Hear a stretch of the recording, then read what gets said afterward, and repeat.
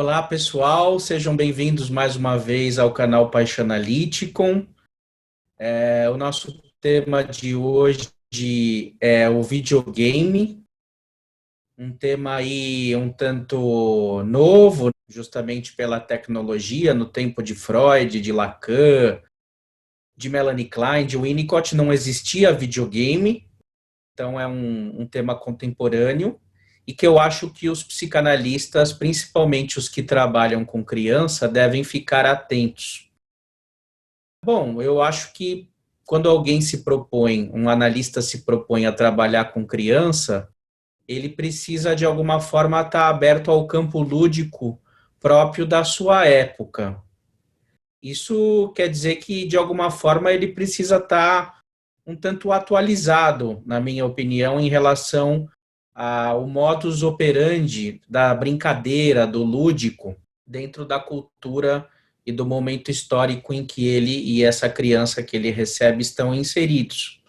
Ah, mas isso quer dizer que eu não posso brincar de amarelinha com o meu paciente, que eu não posso jogar banco imobiliário, que eu não posso jogar xadrez, que eu não posso dar alguma coisa para ele pintar, para ele desenhar, para projetar as suas emoções.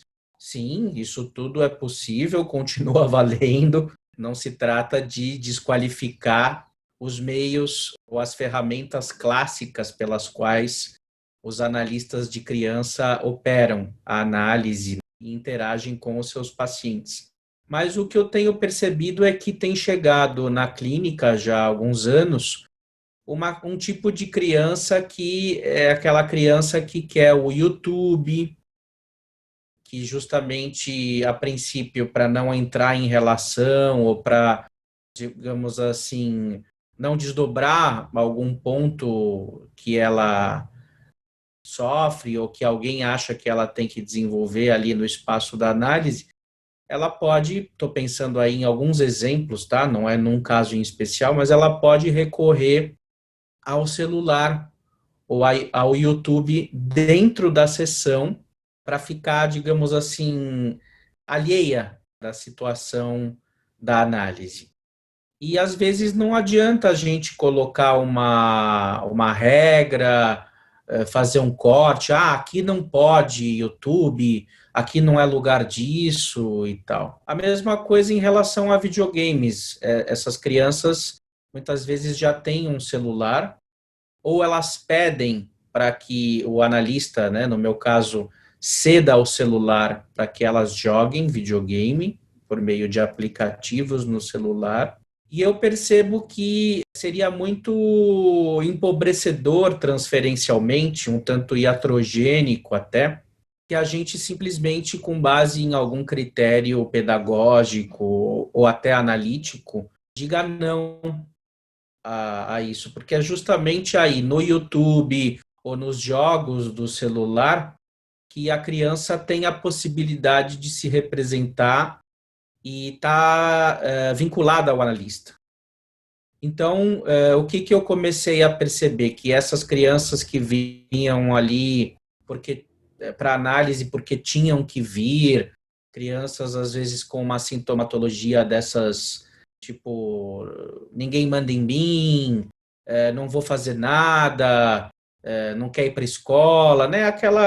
Aquele cenário da criança arredia que peita o pai, a mãe, muitas vezes até tem uma crise de autoridade ou até de carinho na família por conta dessas situações em que a criança tem os pais separados e ela passa a ser agregada a uma nova família que a mãe constitui, né, geralmente, ou pode ser o pai também pode constituir uma outra família, mas a família da mãe é reconstituída, ela casa de novo, tem outros filhos, e aí essa criança ela pode ir se sentindo desprezada, sem lugar.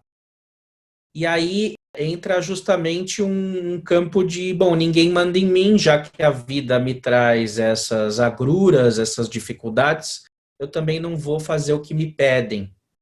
Eu também vou romper com o status quo, com essas obrigações.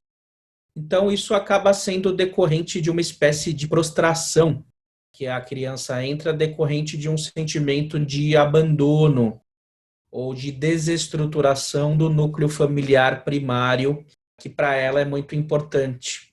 Então, é um tipo de criança que muitas vezes tende a recorrer a eletrônicos como uma forma de não me toque, me deixe em paz e não entrar em análise. Então, é justamente aí que entra o analista cibernético, vamos dizer assim, o analista tecnológico. Eu, no caso, tenho 36 anos, então eu já sou da geração de videogames, não dessa, né, propriamente, mas quando eu era pequeno já existiam videogames, Atari, Nintendo, eu mesmo gosto muito de videogames.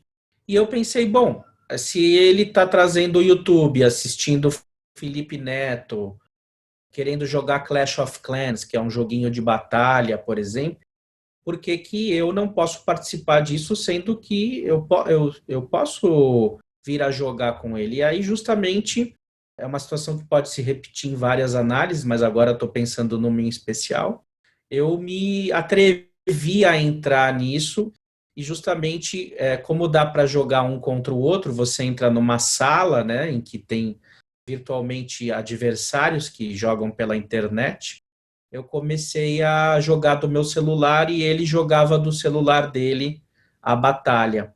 E foi uma vinculação muito interativa, muito bacana e algo, digamos assim, no âmbito transferencial, pôde se produzir, o que não vinha acontecendo ou vinha acontecendo de uma forma, digamos assim, relativamente precária. De que modo eu penso essa situação em termos energéticos? Através de uma noção que a gente pode tomar aí, que é a noção de libido analítica.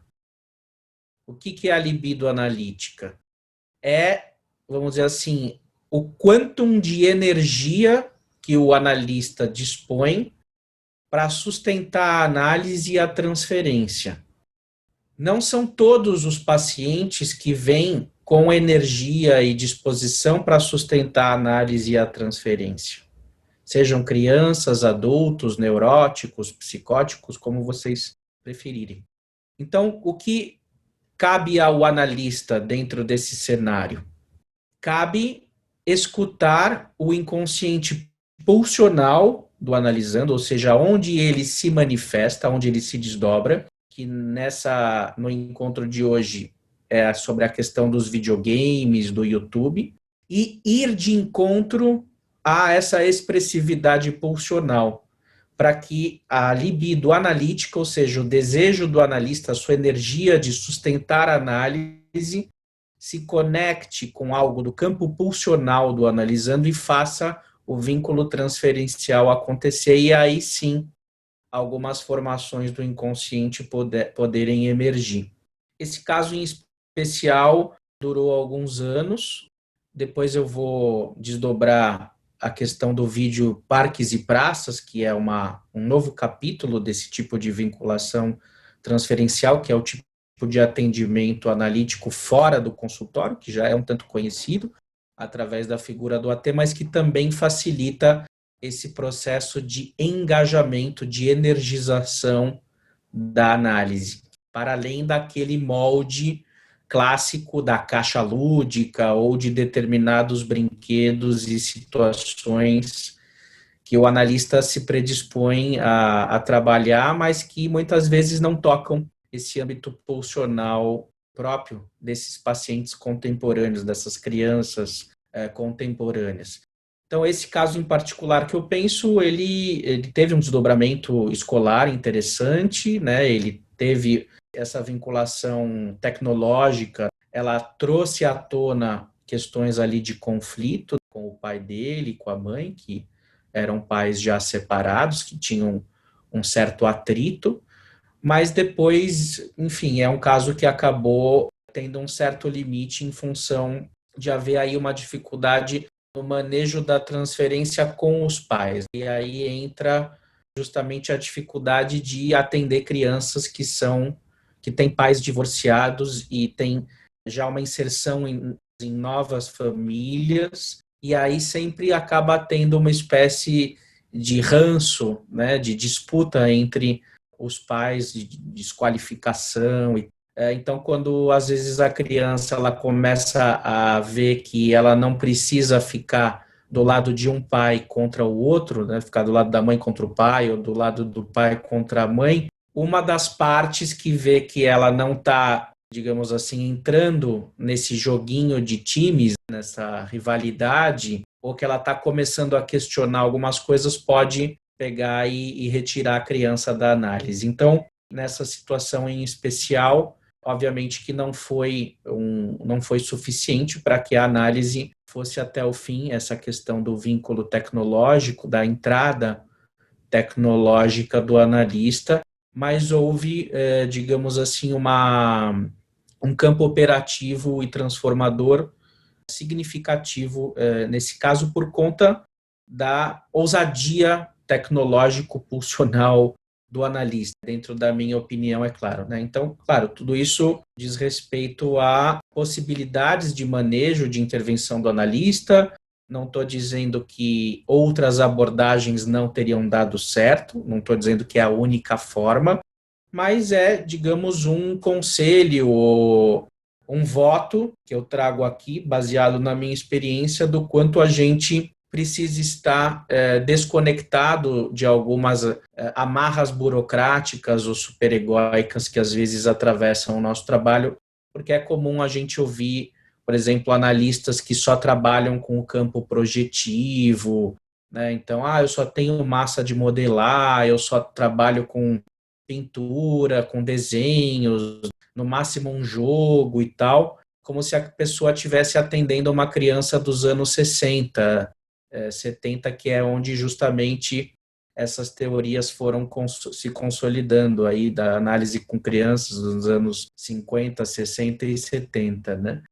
Então, a gente precisa se atualizar e acompanhar o ritmo da nossa época e o ritmo pulsional e tecnológico dos nossos pacientes. A forma de brincar muda e não adianta a gente entrar com uma espécie de saudosismo de querer transformar uma criança do século XXI numa criança ali dos anos dourados, vamos dizer assim. Pessoal, muito obrigado pela presença. Acompanhem aí os próximos vídeos da série Análise Divertida, parte 2. Os vídeos vão ser postados às terças-feiras, meio-dia, aqui no canal. E se vocês puderem dar um like, se inscrever no canal, quem não se inscreveu ainda, compartilhar, eu agradeço muito. Nós também temos aqui o coletivo Infamiliares, lá do Facebook. Também temos um canal no YouTube, que é onde a gente pode desdobrar também questões da psicanálise atrelada às artes, ao humor, à música e à poesia e outros campos. Valeu, um grande abraço e até o próximo vídeo. Muito obrigado.